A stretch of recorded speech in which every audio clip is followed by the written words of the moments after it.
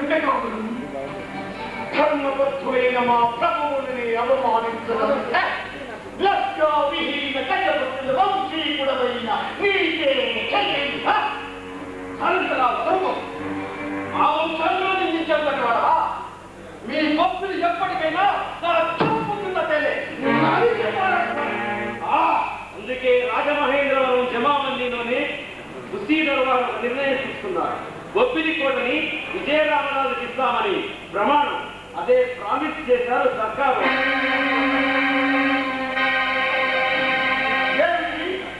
మా కోటని నీతుడికి కట్టబెట్టడానికి మధ్యలో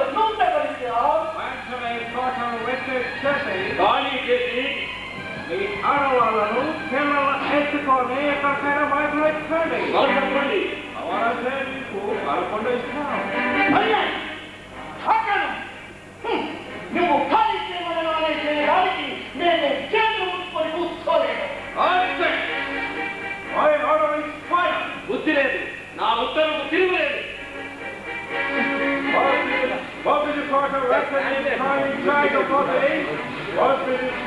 విజయరామరాజుకి ఇచ్చి అపాలజీ చెప్పకపోతే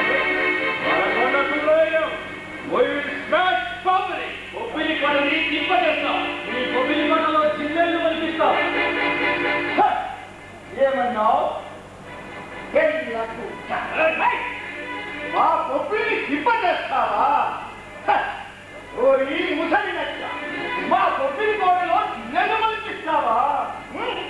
మా ప్రాణప్రదమైన వారు ఈ కుతంత్ర కుట్లాన్ని కట్టబెట్టడానికి మధ్యలో నువ్వే పడినా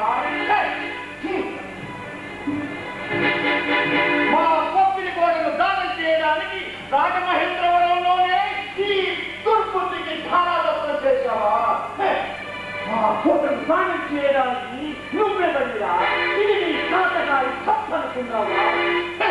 నువ్వు ఖాళీ చేయమనగానే చేయడానికి మా బొబ్బిలి శౌర్యం మొక్కతోనే ఇలాంటి ప్రయాణం చేసే నిన్ను ఈ వంతమాలై లంచగొండి హైదర్జన్ను సుభాషి లక్ష్మణులను ఈ కుతంత్ర గుడ్లాపుడు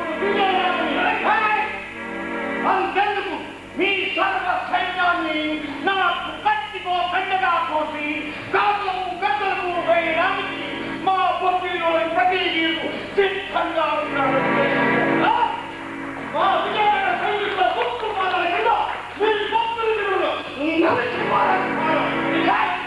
పరివారాన్ని మీ రాజును నా మంత్రాలతో గట్టిగట్టిస్తాను.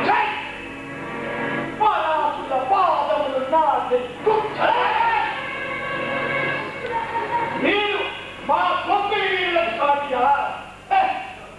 మా రాజుదాకా కూడా ఇప్పుడే ఇక్కడే మిమ్మల్ని అందరినీ హతమార్చి ఈ సమస్యకు స్వస్తి పలుకుతాను.